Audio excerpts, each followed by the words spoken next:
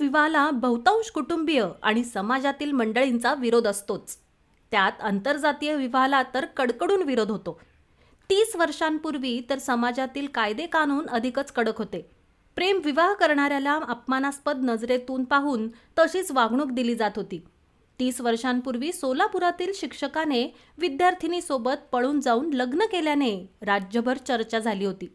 पारंपरिक विचारांना सोडून मुस्लिम आणि ख्रिश्चन असा प्रेमविवाह तुळजापूरच्या आई भवानी मंदिरात पार पडला होता. ही प्रेम कहाणी आहे सोलापूरच्या खास दाम्पत्याची. नबीलाल नदाफ आणि ग्रेस काकडे असं या दाम्पत्याचं नाव आहे. 30 वर्षांपूर्वी एका चित्रपटाप्रमाणे नाट्यमय घडामोडी घडत गेल्या. स्वतःचं लग्न मोडून माझ्यासाठी त्यांनी सोलापूर सोडलं आणि लग्नाची तारीख गेल्यानंतर सोलापुरात परत आले, असे ग्रेस काकडे यांनी सांगितलं. नर्सिंग महाविद्यालयात विद्यार्थिनी असताना डॉक्टर नबीलाल नदाफ हे शिक्षक होते.